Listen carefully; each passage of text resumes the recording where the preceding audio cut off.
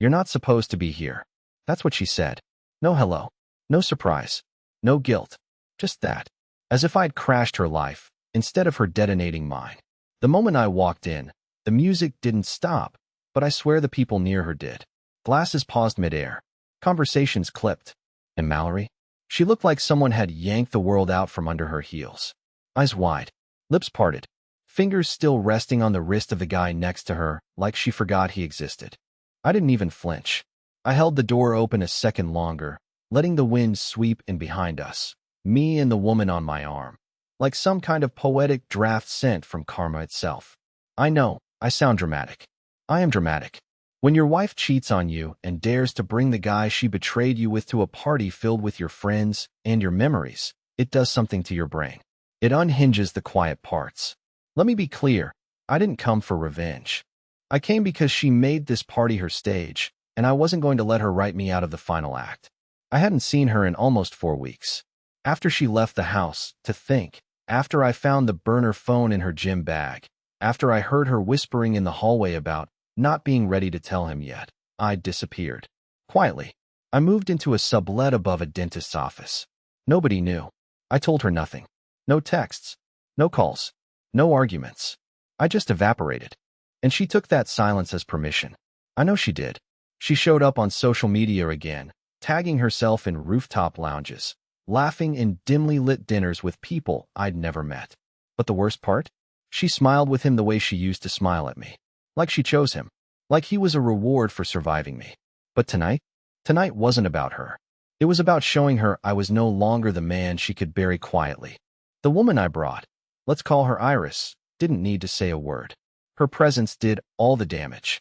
She wasn't just beautiful. She was intentional. The kind of woman who made you sit up straighter when she looked at you. Not loud, not flashy, but undeniable.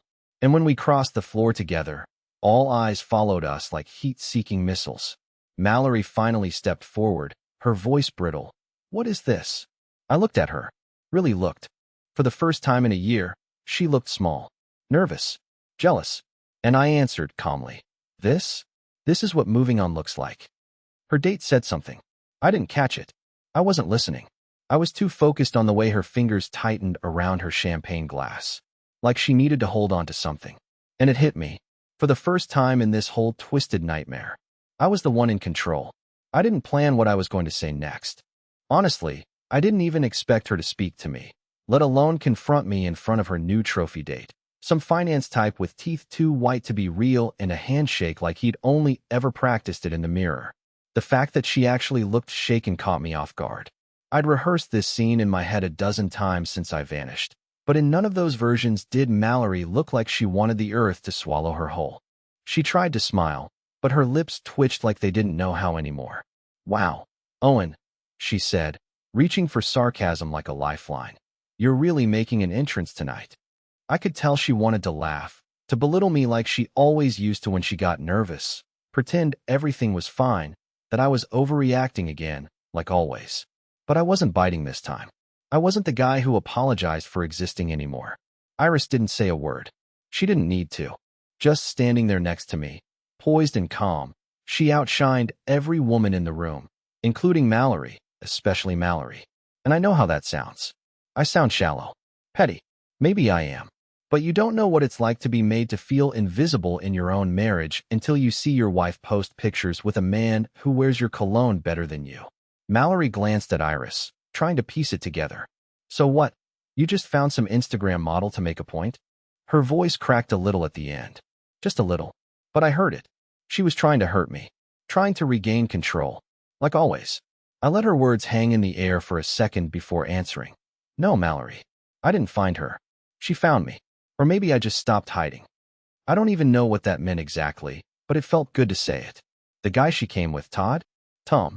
Whatever, tried to cut in. "Is this guy a problem?"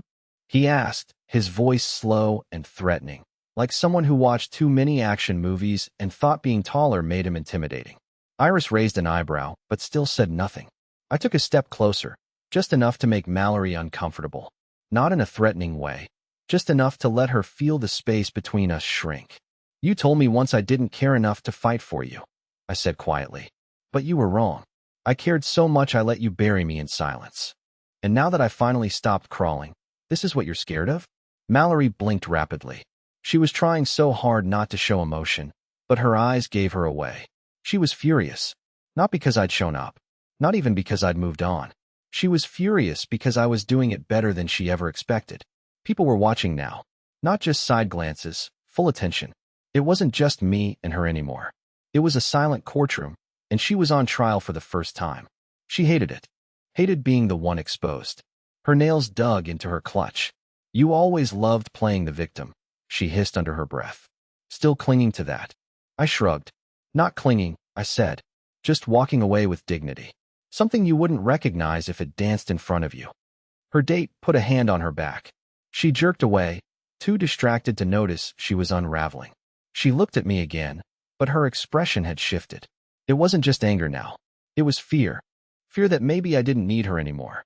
Fear that I wasn't broken like she thought. Fear that I'd finally learned to let her go, without begging, without bitterness, without tears. Just gone. I turned to leave. Not dramatically. Not to make a statement. Just because I didn't want to be in that room anymore. I didn't need to win.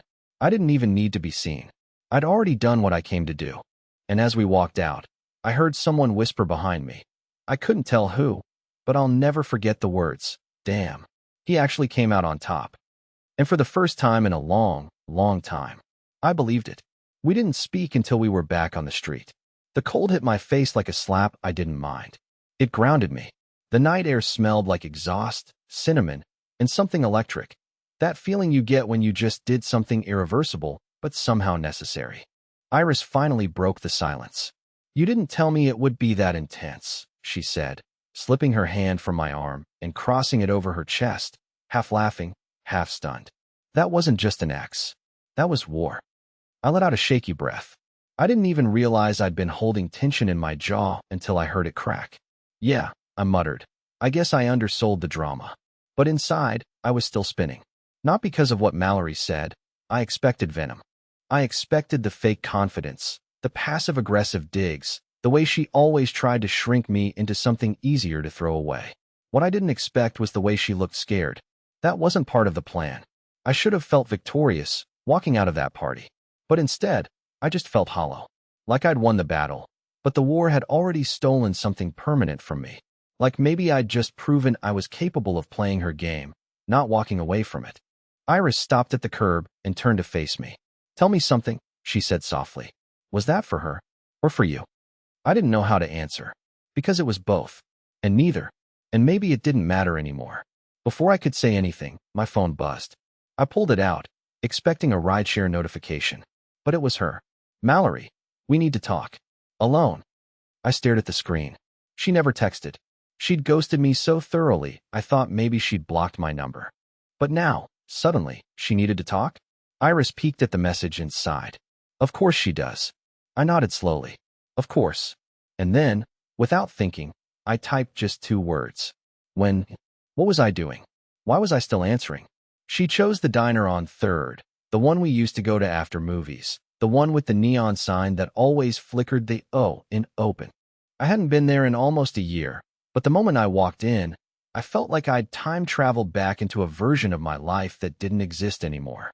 Same cracked leather booths. Same smell of burnt coffee and fried onions. Same waitress who gave everyone honey with their tea, whether they asked or not. Mallory was already there, sitting by the window, not wearing makeup for once. That was the first red flag. The second? She didn't have her phone on the table. Mallory always had her phone out, like a second face she couldn't put down. But tonight, her hands were folded, and her stare was empty, like she'd rehearsed this meeting and already hated the outcome. I slid into the booth and waited. I wasn't going to start. She wanted to talk. Let her talk. She cleared her throat. So, I saw her. I tilted my head slightly. I was standing right next to her. No, she said. I mean before the party. My stomach tensed, but I didn't let it show. I kept my voice even. What are you talking about? Mallory looked out the window for a long second, then back at me. 3 days ago, she was at your building. The old one. You weren't home. I saw her get out of a cab, ring the buzzer, then walk away when no one answered. I said nothing. I didn't even blink. I just waited. And then she said something that shattered the table between us, Metaphorically, anyway. She used to work with me. Iris. Her name wasn't Iris back then. She went by Claire. We weren't close, but I remember her. Quiet. Always watching. My mind started to spin. Not because I believed Mallory. I didn't know what her angle was yet, but because that name did sound familiar. And now I was the one shrinking in my seat, feeling like maybe I'd walked into a different kind of trap. She left the company after? Well, after everything happened, Mallory continued, her voice suddenly soft. I didn't know why. Now I do. I finally found my voice. What are you implying? Mallory leaned forward, her tone no longer defensive, but eerily calm. I think this wasn't random. I think you were chosen, Owen. And I don't think she's here just to hold your hand and make you feel powerful. I wanted to scoff. I wanted to laugh it off. But I didn't. Because for the first time since that night at the party, I realized I didn't actually know Iris that well. And maybe, just maybe, Mallory did. I didn't sleep that night. Not even close. I just laid there in the dark, in a bed that wasn't mine, staring at a ceiling fan that spun like my thoughts. Endlessly, pointlessly. Mallory's words kept playing in my head on a loop. She used to work with me. She wasn't Iris back then. I kept telling myself it was a manipulation tactic. Another one of her games. She saw me happy, or pretending to be, and needed to poison it, because that's what she does. That's who she is. But then I remembered something. Something small. Something stupid. The first time Iris came to my place, she noticed a framed photo on the bookshelf. Me and Mallory at some charity art auction years ago. We were smiling, back when that still happened. Iris stared at it for maybe 3 seconds too long, then said, I've always hated those catered wine events. Everyone's fake nice until the shrimp runs out. I laughed back then. Thought it was just a weirdly specific joke. Now I wasn't so sure. Around 3:14 a.m., I caved. I picked up my phone and opened Iris's contact. My thumb hovered over the call button, then drifted to her Instagram profile instead. I scrolled, slowly, looking for anything. But she didn't post much. Most of her feed was minimalistic, aesthetic pictures of random corners of cafes, blurry skies, quotes about rebirth and healing. Nothing direct, nothing personal, until I reached a post from 2 years ago. A black and white photo of a wine glass on a balcony, captioned, You never forget the taste of a place where everything broke. It was Whitmore Hotel, the same place Mallory used to meet her affair partner. I zoomed in on the glass, on the railing, on the wallpaper in the background. I'd been there once. I recognized the pattern. It was unmistakable, and that's when the chill crept in. Why would Iris, or Claire, or whoever she really was, be posting cryptic photos from the same hotel where my wife had her affair? Was it a coincidence? Or was it something else? I didn't sleep after that. I didn't even blink. I just sat there, heart racing, scrolling, searching, remembering, trying to connect dots I didn't even know existed until Mallory shoved them in my face. At 5:42 a.m., I finally sent the message. Iris, who were you before you met me? It showed as read, but she didn't reply. By noon, I had rewritten the message 5 times. Deleted it. Rewrote it again. Her read receipt hadn't changed. Still no reply. It was starting to feel less like silence and more like a warning. I couldn't decide what unnerved me more, Mallory's sudden interest in protecting me, or Iris's sudden disappearance the moment I asked a real question. I couldn't sit still. I walked 4 miles that day. No destination. Just circling through old neighborhoods and familiar blocks, passing places that used to mean something and now just whispered reminders of how many things had rotted beneath the surface. I stopped by my old apartment building, the one where I'd lived before we got married. The number on the door had faded, the buzzer was still broken, and the memory of sitting on the steps with Mallory during that power outage came back like a cruel flashback I hadn't invited. She wasn't all bad, I kept telling myself. That was the worst part, remembering when she was warm. Before the lies, before the other man, before the way she looked at me like I was the thing holding her back instead of the person holding her up. That's what makes betrayal so messy. It's never just anger. It's grief for something you used to believe in. When I got back to the apartment that evening, her message was finally waiting. Just 5 words. Let's meet. I'll explain. No emojis. No punctuation. Just cold text on a glowing screen that somehow made the walls around me feel tighter. She gave me an address. Not a coffee shop. Not a park. A private gallery downtown. One of those upscale, invitation-only installations that rotated artists every month. I didn't know what to expect, but I went. Of course I went.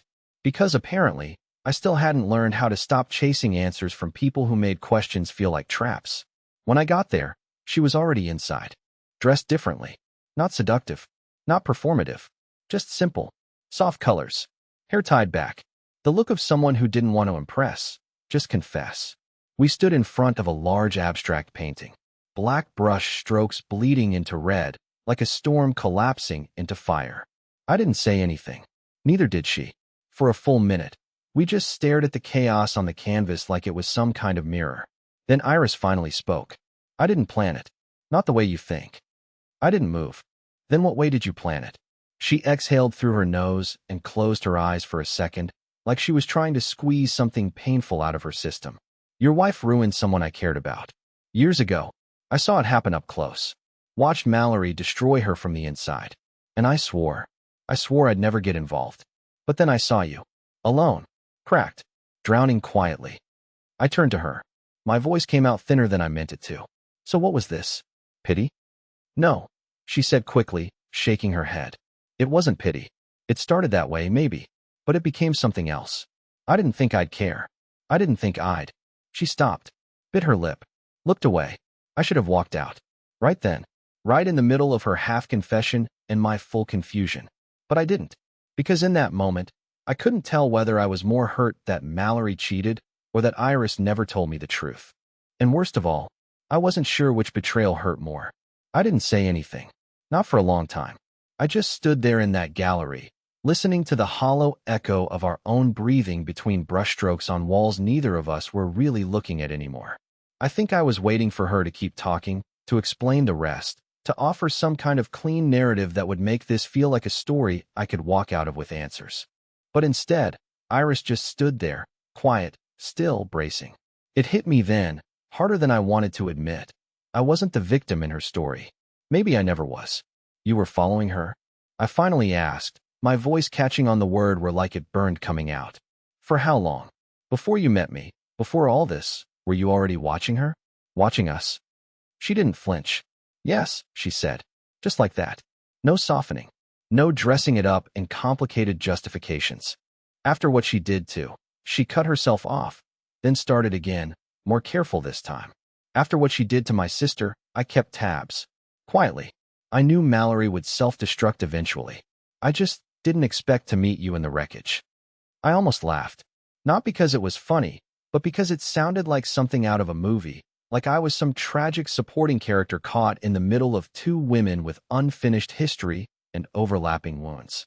Except I wasn't a character. I was a person, a real one, and no one in this story had asked what I wanted. Not Mallory, not Iris, not even me. I sat down on the gallery bench and let my head fall into my hands. So what? Was I some kind of project? A way to get close to her again?